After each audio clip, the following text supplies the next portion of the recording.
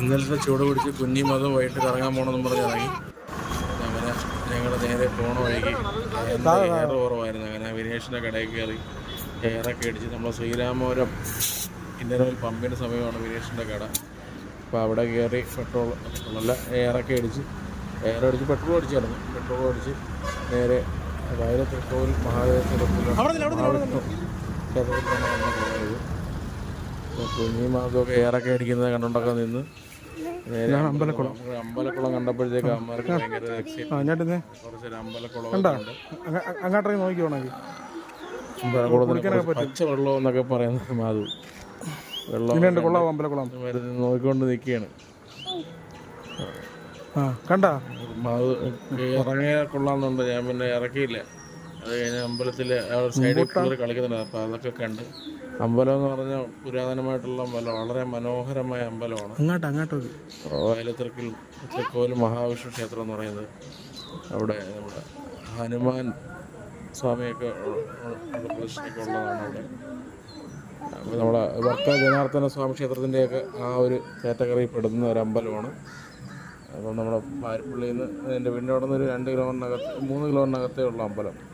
അങ്ങനെ നമ്മൾ അമ്പലത്തിലൊക്കെ കയറി തൊഴുത് ഭയങ്കര രസം കേട്ടോ ഈ അമ്പലം എന്ന് പറഞ്ഞാൽ. അവിടെ തൊഴുത് അപ്പോൾ അവിടെ നിന്നപ്പോഴത്തേക്കാണ് ഇന്ന് ഊഴായിക്കോട്ടത്തെ കുതിരയെടുപ്പും ഉത്സവം ഇന്നാണ് തീരുന്നതെന്ന് പറഞ്ഞു. അങ്ങനെ നമ്മൾ ഊഴായിക്കോട്ടത്ത് പോകാമെന്ന് വിചാരിച്ചു. അങ്ങനെ അതിനുള്ള ഓട്ടമാണ് മാധവ കുഞ്ഞുങ്ങളുടെ ഓടുന്നത്. അവിടെ നിന്ന് വയലൊക്കെ കണ്ട് അതിനുശേഷം നമ്മൾ ഊഴായിക്കോട്ട് അമ്പലത്തിലോട്ട് പോകാനായിട്ട് ഇറങ്ങി. അപ്പോൾ നമ്മൾ ഈ അമ്പലത്തിൻ്റെ ബാക്ക് സൈഡിൽ പടിഞ്ഞാറേ സൈഡിലായിട്ട് ഒരു ആൽമരം നിൽപ്പുണ്ട്. ഈ ആൽമരം നല്ല രസമാണ്. അപ്പം എനിക്ക് തോന്നുന്നൊരു 5 വർഷത്തിന് 6 വർഷം പഴക്കം കാണപ്പെടുന്നതായിരിക്കും. ചെറിയ ആലാണ്.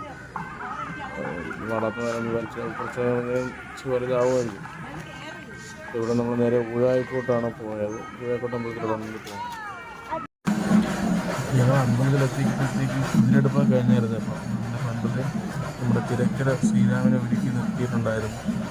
കുറച്ച് നേരം ഇങ്ങനെ ശ്രീരാമൻ്റെ സൗന്ദര്യമൊക്കെ അമ്പലം ഫുള്ള് ലൈറ്റ് സെറ്റിംഗ് ആണ്. അപ്പോൾ അത് നമുക്ക് കാണാൻ പറ്റും. ഇങ്ങനെ അടിക്കുന്നത് നമുക്ക് കാണാൻ കഴിയില്ല.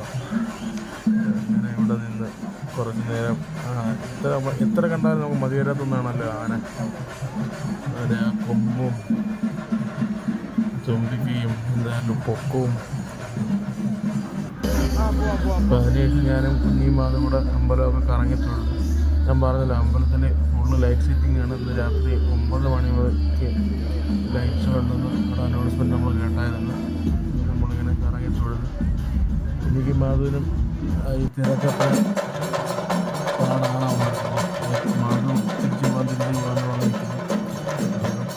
വിശദമായിട്ടുള്ള ഒന്നുമില്ല, ജസ്റ്റ് ഒരു വീഡിയോ മാത്രമേ ഉള്ളൂ. നമ്മൾ കാഴ്ചയെ കണ്ട് ഇങ്ങനെ നിൽക്കുകയായിരുന്നു. ഇപ്പോഴും തന്നെ ലൈറ്റൊക്കെ കാണാൻ നല്ല രസമുണ്ട്. അപ്പോൾ രാത്രി സൗണ്ടിലും അല്ലാണ്ട് ആ പാടിപ്പോയി കുതിരയെടുപ്പ് കഴിഞ്ഞ് കുതിര ഒരു മൂലക്കല്ല കറക്കി വന്നിട്ടുണ്ട്. ചെറുക്കൻ ശ്രീരാമന് കൂട്ടായിട്ട് വേറൊരു ആനകൾ വന്നിട്ടുണ്ട്. സൈഡിൽ നിർത്തിയിട്ടുണ്ട്. പേരിക്കറിയില്ല.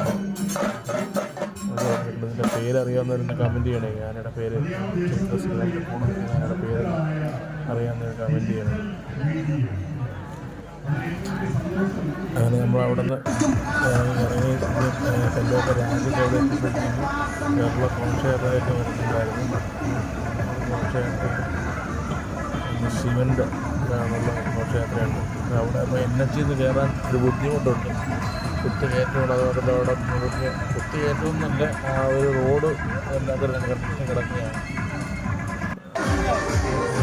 വലിയ വണ്ടി വരും.